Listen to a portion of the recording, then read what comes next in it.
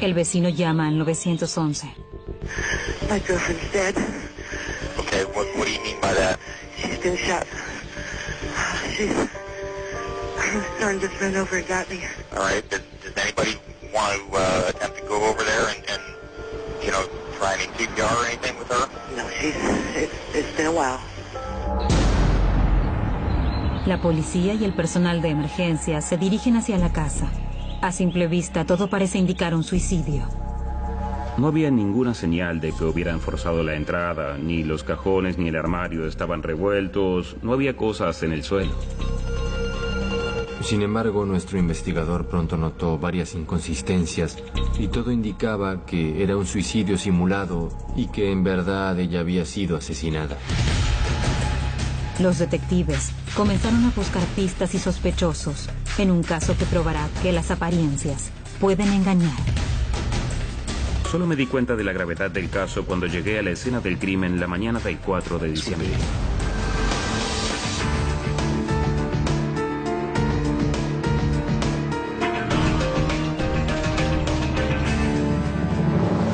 Caso cerrado.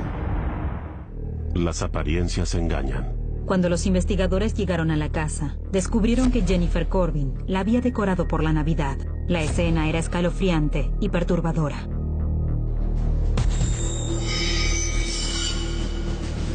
La señora Corbin estaba en la cama y había un arma cerca de su mano derecha. Yacía mayormente boca arriba, estaba levemente inclinada sobre su hombro izquierdo y había una mancha de sangre cerca de su cabeza. Cerca del cuerpo de Jennifer había una copia de los papeles de divorcio. Estaba debajo de la almohada.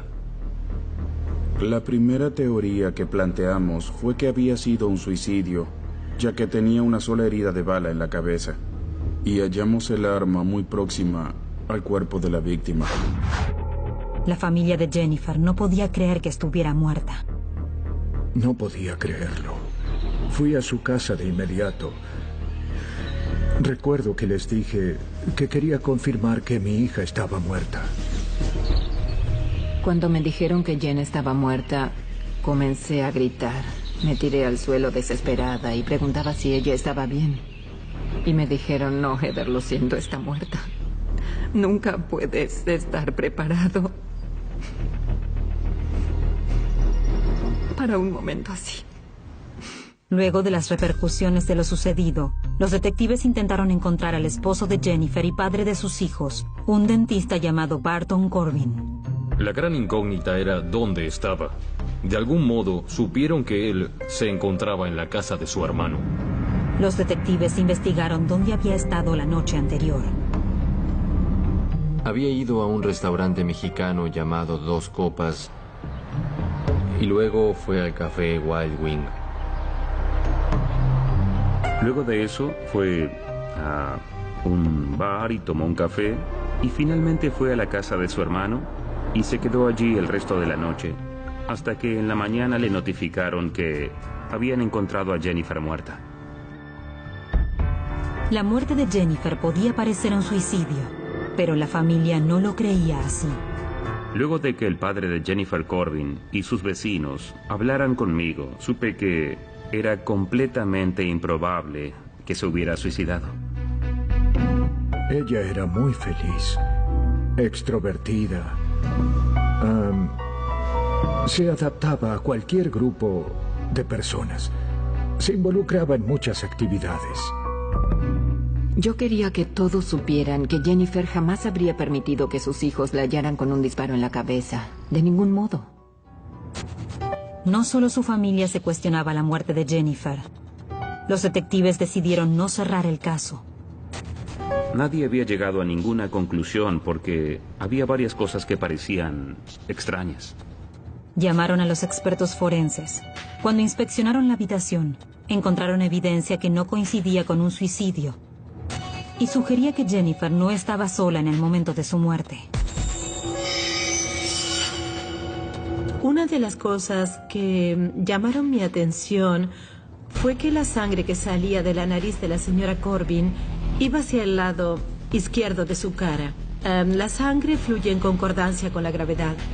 Significa que Jennifer estaba acostada y no sentada cuando la bala ingresó. Su cabeza estaba en esa posición cuando recibió el disparo. Entonces alguien movió el cuerpo luego del disparo. La ropa de Jennifer tenía más pistas. La tira de su camisón estaba caída. Eso no tenía ningún sentido.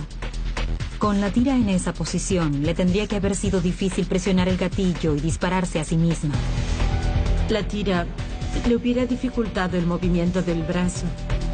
Y había algo extraño sobre su anillo. El anillo que usaba en la mano derecha tenía una piedra ubicada hacia la palma de la mano. Habría sido complicado sostener un arma y dispararse teniendo esa piedra cerca de la palma de la mano. Cuando los detectives buscan residuos de pólvora, encuentran otra inconsistencia.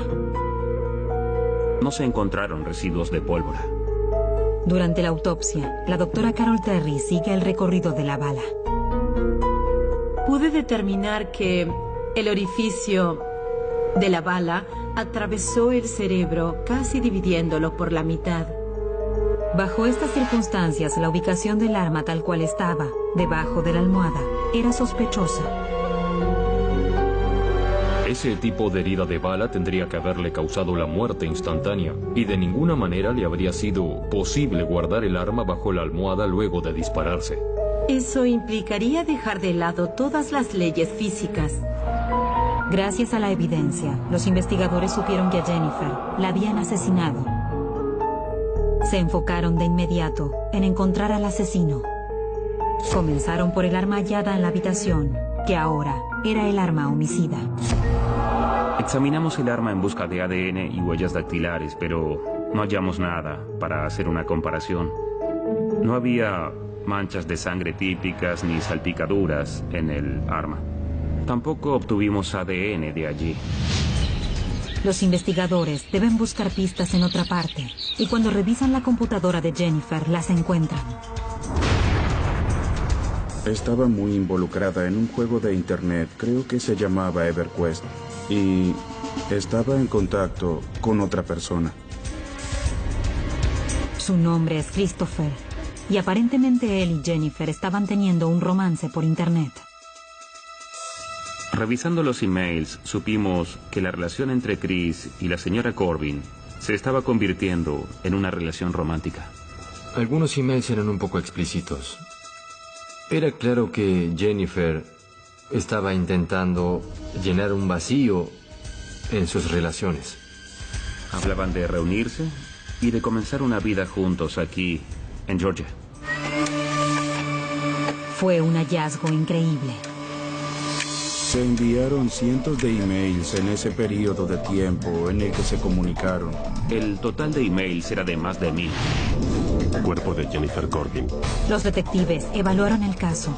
La evidencia de la posición del cuerpo de Jennifer y la ropa no comprobaban un suicidio. Tampoco el arma calibre 38 ni los papeles de divorcio. Y ahora el romance por internet con un extraño acentuaba el misterio. Cuando tomé el caso no tenía idea de cómo se desenvolvería y qué pasaría. El caso se enfocó en la búsqueda del amante de Jennifer.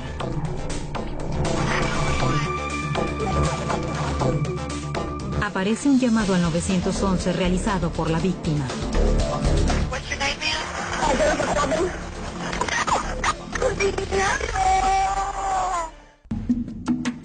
Cuando hallaron a Jennifer Corbin con una herida de bala fatal en la cabeza, se pensó en un suicidio. Pero sus familiares y los médicos forenses decían otra cosa. Jamás se habría suicidado. Ansiaba seguir adelante, aunque era duro porque debía enfrentarlo públicamente. Conozco a Jenny desde hace muchos, muchos años. 33 años. Y jamás recuerdo haberla visto deprimida. Nos sentamos a evaluar este caso y todas las opiniones coincidían en que esto era un homicidio y que alguien intentaba que parezca un suicidio. En la computadora de Jennifer había evidencia de un romance. Jennifer conoció a un hombre llamado Christopher a través de un juego en internet llamado EverQuest. Jennifer me dijo, ¿y si conozco a alguien a pesar de estar casada? Y yo no supe qué responderle. Una teoría era que esta persona estaba celosa, enojada y habría ido a la ciudad para hacerle daño. La policía debía hallar a Christopher. Luego de leer muchos de los emails, se dieron cuenta de que él no era lo que parecía. En un momento en el intercambio de emails comenzaron a hablar de la verdad, de ser honestos mutuamente. Y este hombre dijo que necesitaba ser honesto con ella y le contó a Jennifer que se ocultaba bajo el nombre de Chris, pero en verdad era una mujer y su nombre real era Anita. Jennifer quedó atónita. Se enviaban emails más de 10 veces por día, se comunicaban mucho. Pero luego de que Jennifer recibió esta confesión, todo cambió y le dijo que se sentía defraudada. Hubo un corte repentino en la comunicación. Jennifer no le respondió durante un largo tiempo. Pero luego los emails continuaron. Creo que, de alguna forma, Jennifer la perdonó y valoró los sentimientos que aún tenía por esta persona, sin importar si era hombre o mujer. Decidió continuar con esa relación y ver a dónde la llevaba. La señora Corbin consideró que, se había enamorado de esta persona, aunque fuera una mujer. El caso explotó. Cuando los medios dieron la noticia de la muerte de Jennifer, quien enviaba los emails, ahora conocida como Anita, llamó a la policía del condado de Gwinnett. El detective a cargo habló con ella y le pidió que le facilitara copias de todos los emails. Ella aceptó y le reenvió cientos de emails que ella y Jennifer se habían enviado en ese periodo de tiempo en el que se comunicaron. Luego de hablar con Anita, el detective la descartó como sospechosa. Se me cruzó por la mente que Anita podía estar involucrada en la muerte de la señora Corbin, pero rápidamente la eliminamos, ya que ella reside en otro estado y se dispuso a colaborar con la investigación. Mientras tanto, los detectives investigan el matrimonio de Jennifer. Bart y Jenny se conocieron en el bar Barnacles en el condado de Gwinnett. Ella era gerente allí y él era un cliente. Pronto comenzaron a salir. Recuerdo que Jennifer lo llevó a casa en Lawrenceville y nos lo presentó y nos pareció un buen hombre. Él me agradó, era gracioso, muy ingenioso y sumamente inteligente. Cuando Jennifer supo que estaba embarazada, ambos decidieron casarse. Al principio me pareció que ambos tenían una relación extremadamente feliz. Dalton nació en marzo y luego, al poco tiempo, a los 2 años, nació Dillon. La imagen que todos veíamos desde afuera era ideal. Un dentista y su esposa, 2 niños, una casa en los suburbios, lo que todos sueñan tener. Pero las cosas en la familia Corbin no siempre eran tan perfectas como parecían. Era respetado en la comunidad. Él trabajaba duro, era muy trabajador, pero también era conocido por su mal carácter. Recuerdo que una vez cenamos en su casa y noté que había un agujero en la pared. Y le pregunté a Jennifer qué demonios había ocurrido allí. Ella me dijo que Bart se había enojado y le había dado un golpe a la pared. Para Jennifer, los enojos de Barton eran aterradores. Ella comenzó a evadir a su esposo y pensaba en divorciarse para comenzar una nueva vida. Tenemos un garage muy grande en nuestra casa, en donde ella ya estaba almacenando cosas que compraba para ella y sus hijos, como muebles, lámparas, una aspiradora. El Día de Acción de Gracias en el año 2004, Barton Corbin estalló. Jennifer Barton y su familia se dirigían hacia la casa de su hermana el Día de Acción de Gracias para cenar. Jennifer se detuvo en una tienda para comprar un utensilio para cocinar el pavo. Y mientras ella estaba adentro, Barton revisó el auto y halló emails que se enviaban su esposa y Christopher. En un principio, Barton no dijo nada, pero se llenó de ira por dentro. Pasó la mayor parte del día bebiendo y embriagándose. Bebió 3 botellas de vino y comenzó a comportarse agresivo, hablaba solo y cada vez se ponía más nervioso. En otra ocasión se puso tan mal que Jennifer debió llamar al 911. Yes, what's going on? This cross was acute. What's your name, ma'am? Jennifer Corbin. And what's going on, Miss Corbin? He is taking off with my push-up walking. He's going to remove his car right now. What kind of vehicle is he in?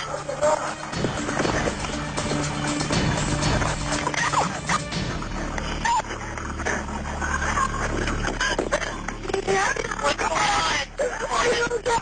I'm okay. He's pulling out of the neighborhood right now. Okay. He's wearing nothing but a towel. He only has a towel on? Yep. Los celos y el comportamiento errático de Barton Corbin lo colocaron rápidamente como principal sospechoso de la muerte de su esposa. En el funeral de Jennifer, amigos y familiares se preguntaban si él aparecería. Barton apareció justo cuando el funeral comenzaba. Se sentó en la primera fila. Se podía oír su respiración mientras entraba.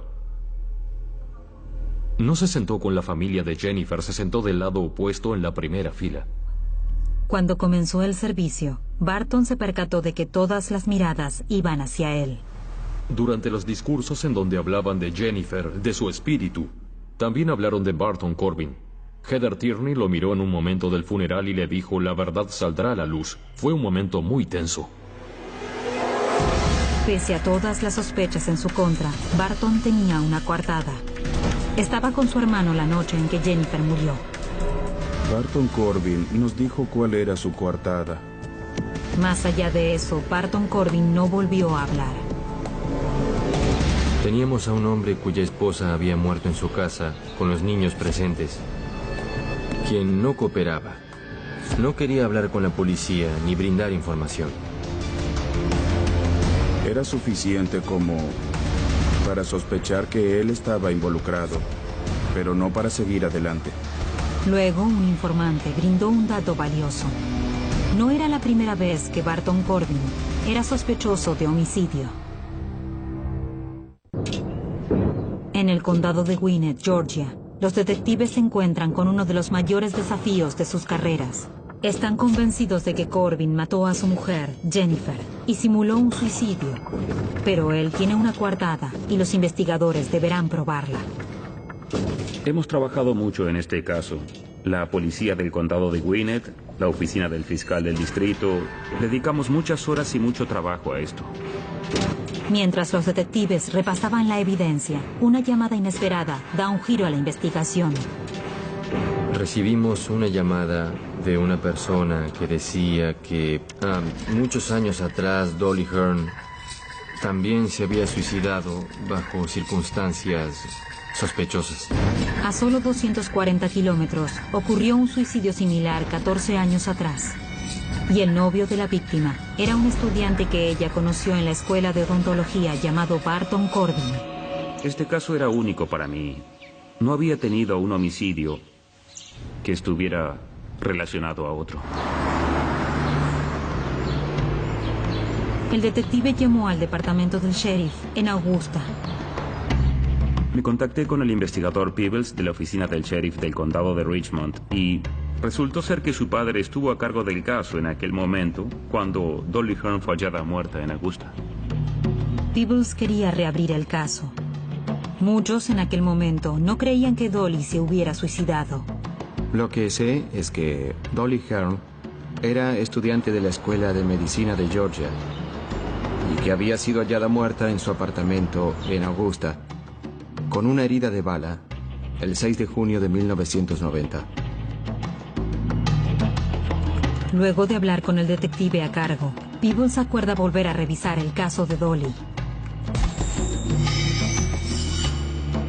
Las similitudes comenzaron a aparecer. Las armas en ambos casos eran revólveres, en ambos casos había una sola herida en la cabeza en el mismo lado. No había signos de entradas forzadas, no había signos de forcejeos.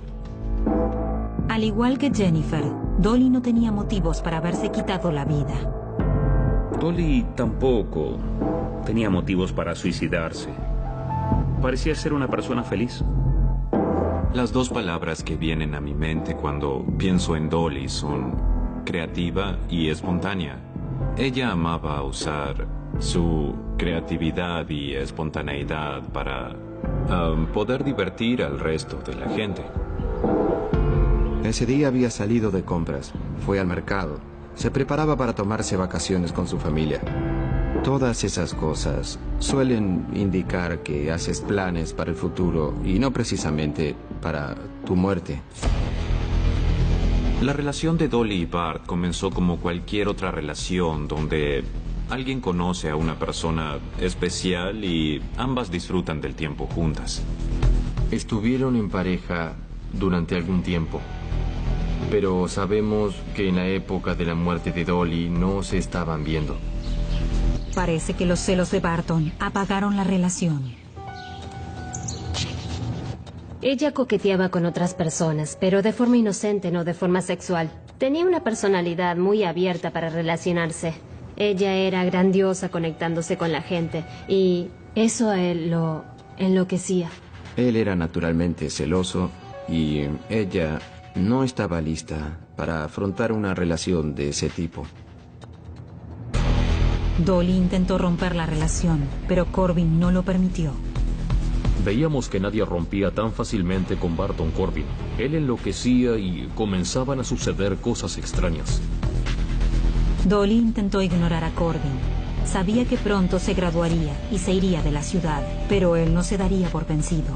Dolly hallaba sus llantas pinchadas, encontraba que habían ingresado a su casa, hallaba productos de cabello en sus lentes de contacto. Para Dolly y su familia, era obvio que Bart le hacía esas cosas. No podía ser todo una coincidencia. Finalmente, temiendo por su seguridad, el padre de Dolly le da un arma. Ese revólver era un calibre 38. Casualmente, el mismo revólver que se halló en su falda el día de su muerte. Luego de la muerte de Dolly, interrogaron a Corbin, pero nunca fue un sospechoso formal. No tenía antecedentes criminales, era un hombre exitoso. Le preguntaron dónde estaba en ese momento y él tenía una coartada. Por lo tanto, nunca lo investigaron en relación al crimen. Barton les dijo a los investigadores que sentía que Dolly se había suicidado porque estaba triste por el fracaso de su relación con él. Fue una dura investigación, sospechaban de Barton Corbin y fue interrogado varias veces. El problema que tuvieron fue que en ese momento no tenían evidencia forense para incriminarlo.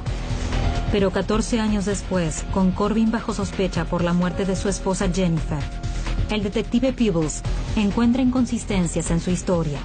Cuando Corbin fue interrogado, le dijo a los investigadores que él no había estado en el apartamento de Dolly. Pero un vecino asegura haberlo visto en el apartamento esa tarde. Si Corbin mintió sobre haber estado en ese apartamento, ¿qué más ocultaba? Peebles decidió retomar la investigación que había comenzado su padre. Algo que no hicieron en el momento de la investigación fue un análisis del tipo de sangre de la escena del crimen. No tenían las ventajas de la ciencia ni el conocimiento para investigar que ese suicidio podía estar armado. El hijo ahora contaba con un arsenal de herramientas para retomar el caso. Teníamos a un técnico trabajando en las muestras de sangre y sabíamos que él podría decirnos en verdad si fue posible que Dolly se hubiera suicidado o no. Me dijo que haría todo lo posible por averiguarlo, pero que de todas formas no podía prometer nada. Mientras tanto, la coartada de Corbin en el asesinato de su esposa Jennifer es investigada. Corbin dijo que estuvo en la casa de su hermano toda la noche, pero los registros del celular demostraron que mintió. Casa de Corbin. A la 1:58 de la mañana, hubo un llamado desde el teléfono de Bart Corbin. se registró en una torre telefónica cercana a la residencia de Bart Corbin.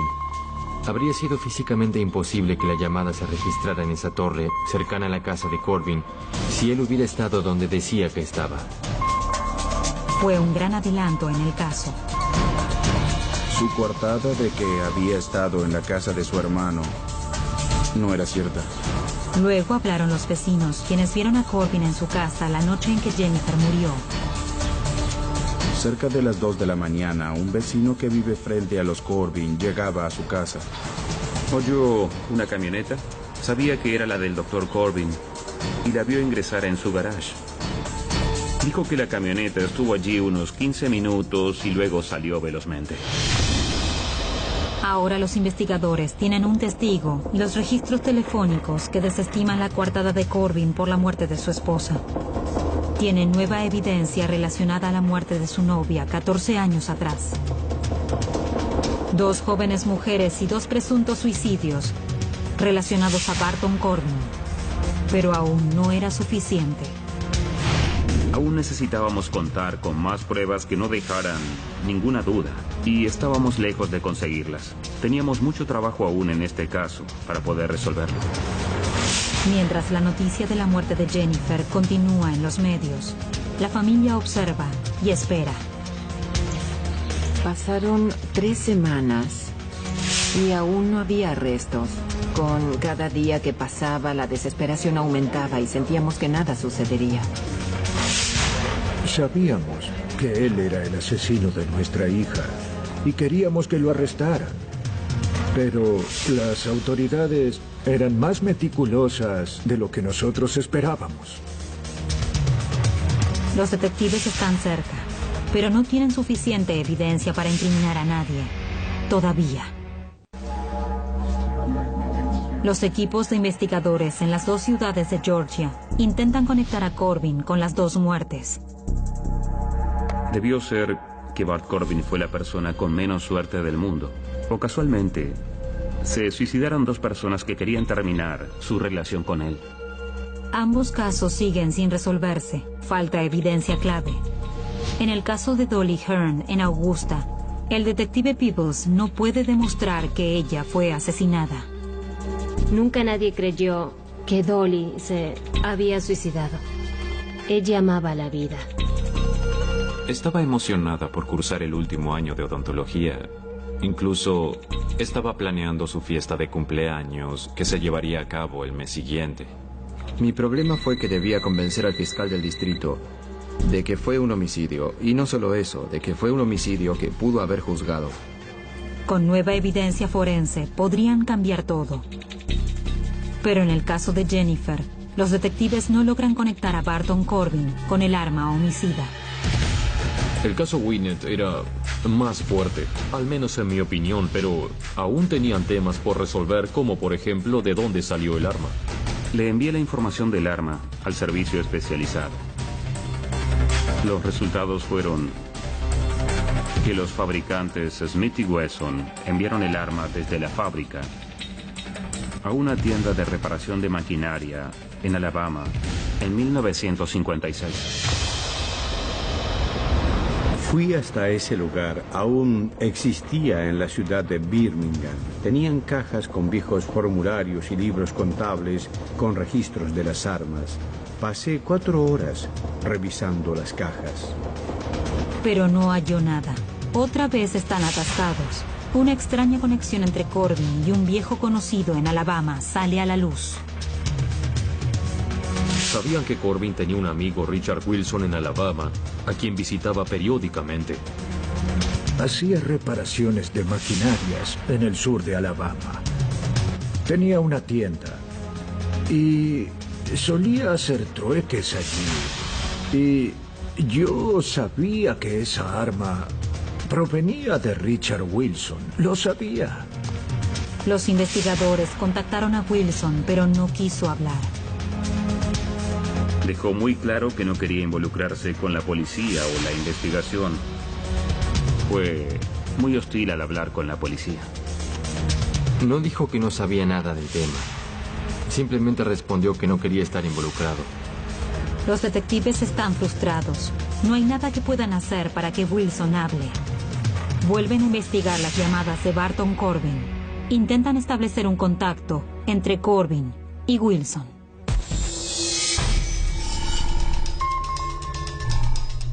Mediante los registros telefónicos pude averiguar que salió del condado de Gwinnett y fue a Alabama, específicamente a la zona en donde reside Wilson, en Troy.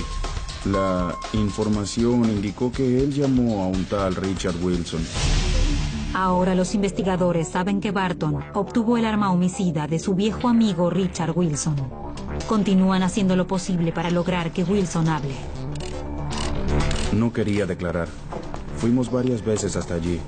Intentamos siendo amistosos, siendo intimidantes.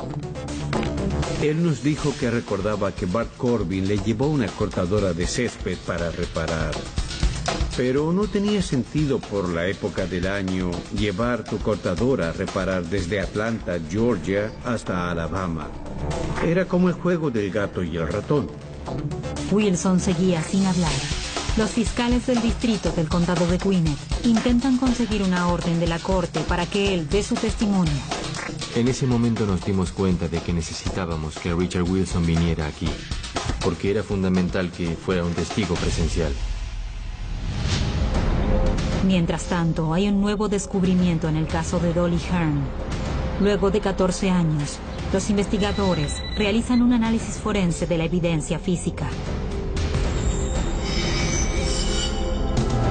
Un análisis del tipo de sangre determinó que Dolly Hearn fue movilizada luego de recibir el disparo. Esa escena estaba armada. Había sangre en el dorso de su mano derecha. Eso indica que alguien se cubrió de su agresor para evitar el disparo.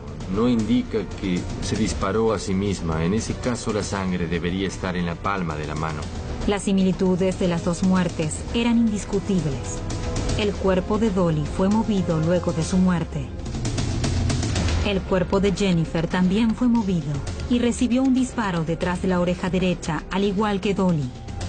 Basándose en los hallazgos de los expertos, la muerte de Dolly es caratulada como homicidio. Barton Corbin cada vez es más sospechoso de haberlas matado, pero ahora hay una nueva traba. No queríamos que el Dr. Corbin se saliera con la suya. No queríamos correr el riesgo de perderlo, luego de que fuera acusado de asesinato en Augusta. Estábamos realmente preocupados porque ellos pudiesen arrestarlo antes de que se escapara y finalmente desapareciera. En ese momento los medios estaban en cada lugar donde estuviera Barton Corbin. Iban a su consultorio odontológico, así que él lo cerró. No iba a trabajar y perdía pacientes. Él sabía que esto pasaría y estábamos preocupados porque intentara escaparse y desapareciera. Los oficiales del condado de Richmond presentaron sus hallazgos en el caso de Dolly Hearn ante el jurado. Presentamos todos los detalles del caso relacionados a sus intentos de romper la relación con Barton Corbin, lo improbable que resultaba que se hubiera suicidado y también el análisis de la sangre hallada en la escena. El análisis del patrón de la sangre era el único dato nuevo en el caso desde el incidente hacía 14 años. Y nos preocupaba saber si el jurado del condado de Richmond se basaría solo en la nueva evidencia hallada. Afortunadamente, el jurado de Richmond está convencido. El 22 de diciembre del año 2004, Barton Corbin es acusado por la muerte de Dolly Hearn. Ese mismo día, la policía del condado de Gwinnett arresta a Barton Corbin por la muerte de Jennifer Corbin. Nos apostamos en su consultorio odontológico y lo arrestamos. Había mucha gente. Él justo salía a almorzar con su secretaria el 22 de diciembre. Lo sacaron del auto de su secretaria, lo acostaron en la autopista y lo esposaron allí mismo. Con Barton Corbin bajo custodia, los fiscales del condado de Gwinnett presentaron sus evidencias del caso por la muerte de Jennifer ante otro jurado. Decidimos que debíamos atestiguar frente al jurado, bajo juramento, que la coartada del Dr. Corbin era falsa Les mostramos los registros telefónicos y les demostramos que él no estaba donde había dicho. 2 semanas después de que Barton Corbin fuera condenado por el crimen de Dolly Hearn en el condado de Richmond, Georgia, fue condenado por el asesinato de su esposa Jennifer Corbin en el condado de Gwinnett. Y eso realmente me alegró. Este caso sentó precedentes en la carrera de los policías involucrados. En Augusta, Peebles pudo reivindicar a su padre en un caso que no había podido resolver años atrás y colocó a Marcus Head y al Departamento de Policía del condado de Gwinnett en una plataforma nacional. Pero los detectives todavía tenían mucho trabajo por delante. ¿Podrían probar su caso ante la corte? Tenían mucha evidencia, pero aún no tenían nada concluyente. Y eso provocaba mucha inseguridad. Teníamos mucho que perder. No solo era cuestión de defender la reputación de Jen, también perderíamos a los niños, quienes estaban aterrados de su padre, y deberíamos renunciar a ellos si no lográbamos que lo condenaran. ¿Se saldría con la suya otra vez Barton Corbin? Finalmente los investigadores reúnen la evidencia que necesitaban para arrestar a Corbin por el homicidio de su exnovia Dolly Hearn y el de su esposa Jennifer. Ahora deben convencer al jurado. Este juicio iba a ser difícil. Tenía toda clase de elementos. Amor, odio, niños pequeños que hallaban a su madre muerta. Prometía ser algo terriblemente doloroso para esa familia. El caso de Jennifer dependía de una evidencia clave, el arma homicida, pero aún no podían relacionarla con Barton Corbin. Mientras se seleccionaban los miembros del jurado, la oficina del fiscal de distrito en Gwinnett intentaba relacionar el arma homicida con Barton Corbin. La policía cree que Corbin obtuvo el arma de su amigo Richard Wilson en Troy, Alabama, pero no pueden probarlo, y Wilson se niega a hablar. Cada vez que iba allí, él decía que no quería involucrarse en esto, y desafortunadamente no logré que contara la verdad sobre lo que sabía sobre el arma. Los detectives se arriesgan a buscar información sobre el arma en el FBI y el Centro de Informaciones de Crímenes Nacionales. Revisamos en la computadora si alguien alguna vez había llamado para consultar si el arma había sido robada o si había sido reportada como robada o algo similar. Y mientras esperábamos respuestas sobre el tema, descubrimos que el arma había sido vendida en Troy, Alabama. La policía de Troy, Alabama, revisó cientos de grabaciones de llamadas, hasta que hallaron lo que buscaban. Encontraron una grabación del oficial que llamó para preguntar si esa arma era robada. Identificaron al oficial, quien ya estaba retirado hacía tiempo. Lo citaron, hablaron con él y confesó que vendía armas y que lo hacía constantemente. Dijo que quizás le había vendido un arma a Richard Wilson. Finalmente, Richard Wilson accedió a declarar. Al cuarto día de selección del jurado, los investigadores graban el testimonio de Wilson. Video real de la policía. Well, I had been talking to him.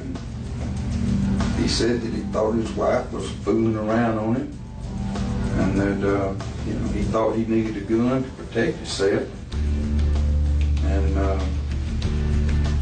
he knew I had a gun. Wilson finalmente admite que le vendió el arma a Barton Corbin.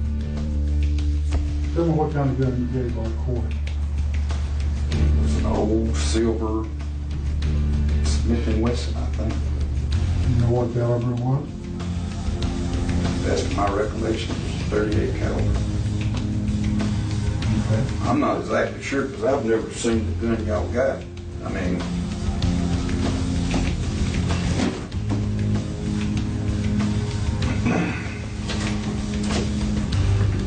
that certainly looks like it. Richard Wilson cooperó con las autoridades y en consecuencia no recibió cargos. Los investigadores rápidamente sumaron la declaración de Wilson a la evidencia. El jurado ya estaba listo.